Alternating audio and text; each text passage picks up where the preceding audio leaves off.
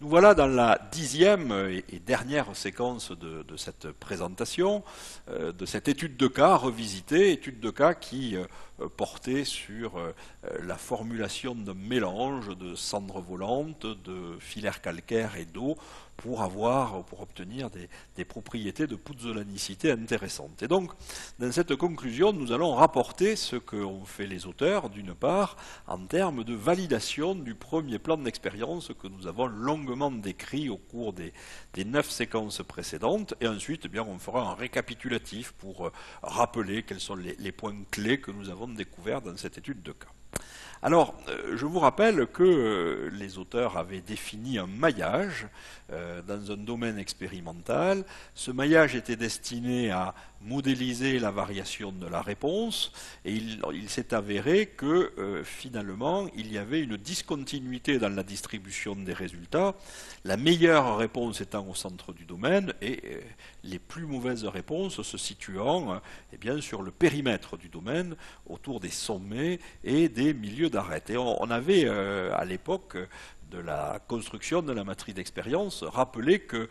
approche alternative qui aurait consisté à peut-être mettre des points internes au lieu de choisir les milieux des arêtes aurait permis de mieux uniformiser le maillage. Eh bien, voyons voir ce qu'ont fait les auteurs. Eh bien, les auteurs ont commencé par regarder les expériences qui finalement ne donnaient pas des résultats très très intéressants en termes de performance mécanique, pour finalement retenir un sous-domaine de ce domaine. C'est celui que vous voyez à partir des milieux des arêtes dont les valeurs des réponses sont modélisées en bleu, 1,10,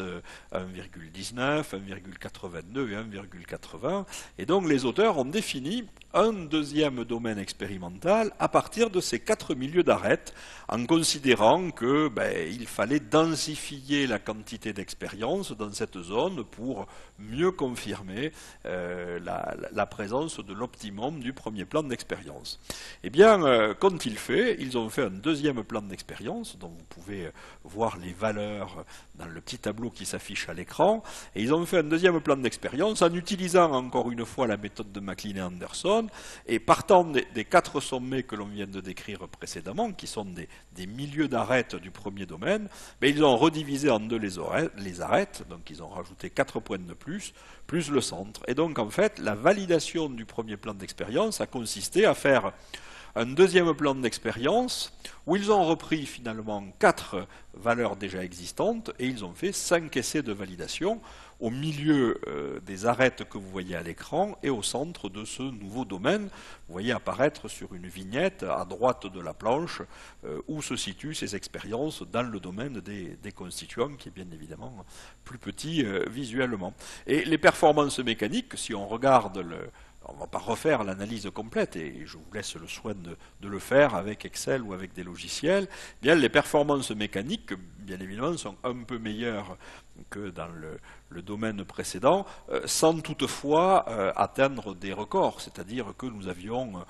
atteint avec le premier plan d'expérience une zone satisfaisante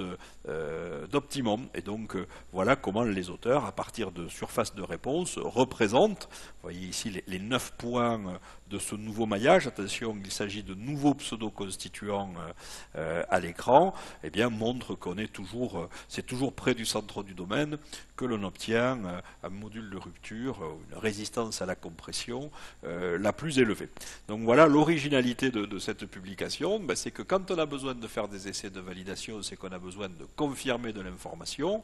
On s'est aperçu finalement qu'on n'avait pas une densité expérimentale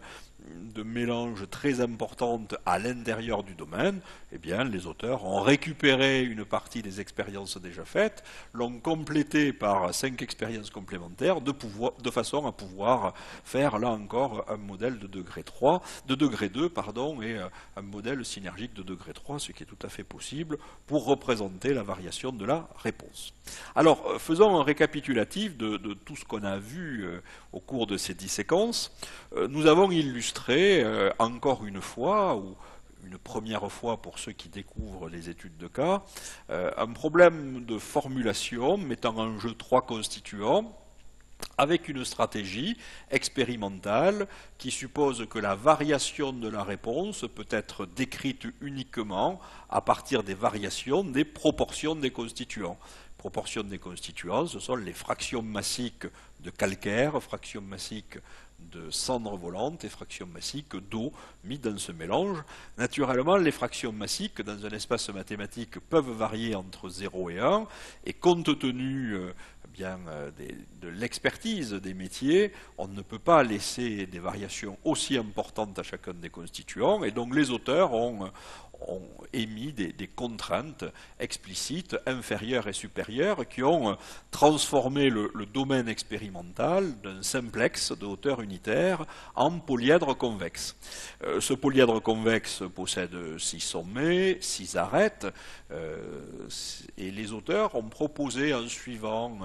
l'approche de McLean-Anderson, un maillage qui a le mérite d'être simple à calculer, mais qui a aussi l'inconvénient de privilégier le périmètre du domaine par rapport au centre du domaine, et il eût été bien de prévoir, et si ça vous arrive, pensez-y, quelques essais complémentaires au centre. C'est ce qu'on appelle des mélanges internes. Bien, une solution, alors c'est toujours facile a posteriori de dire qu'on aurait pu faire ça, mais c'est le but aussi de revisiter longuement des publications de la littérature. Bien, dans cette situation, il faut mettre en balance absolument l'approche proposée par McLean-Anderson, ou l'approche que vous allez retrouver dans un logiciel, avec une approche qui consisterait à faire les 6 sommets et le centre, et venir densifier cette approche. Je vous rappelle que 6 sommets et le centre, ça représente 7 mélanges, et 7 mélanges, c'est le nombre de coefficients de la forme synergique du modèle de degré 3. Et donc, pour pouvoir valider ce modèle, on va rajouter des essais complémentaires, mais plutôt que de les rajouter au milieu des arêtes, en particulier au milieu des arêtes les plus courtes, rajoutons-les, ces essais de validation, les plus loin possible des essais déjà faits. Et donc, j'ai subdivisé le domaine expérimental en 6 triangles, et j'ai fait le centre de chacun de ces triangles représentés par des points noirs. C'eût été une alternative peut-être séduisante, qui aurait peut-être évité aux auteurs, mais on ne peut pas réécrire l'histoire, de faire un deuxième plan de mélange à des fins de validation. Donc quand vous construisez une matrice d'expérience, vous n'en construisez pas qu'une, mais vous allez en construire plusieurs, et essayer de noter les avantages et les inconvénients de chacune de ces matrices d'expérience destinées à explorer uniformément un domaine. Ensuite, on a utilisé des choses très classiques de l'analyse de régression pour transformer les réponses mesurées en équation du modèle, et cette équation du modèle,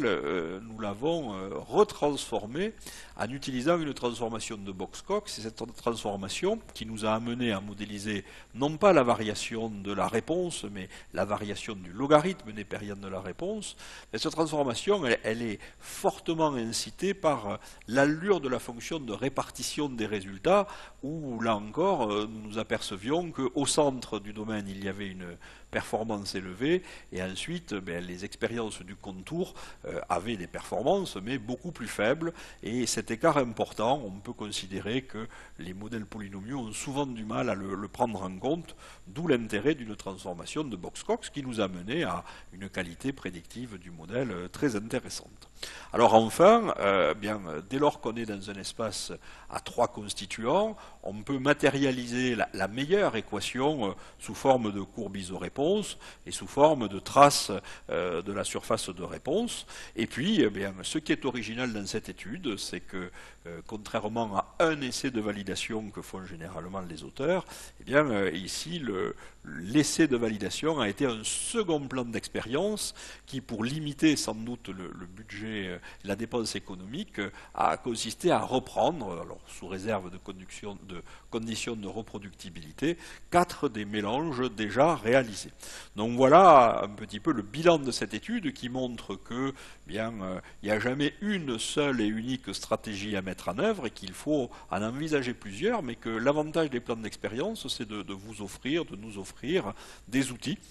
qu'il convient d'apprendre pour pouvoir les assembler de la meilleure façon possible au cours d'une étude. Donc j'espère que cette présentation vous aura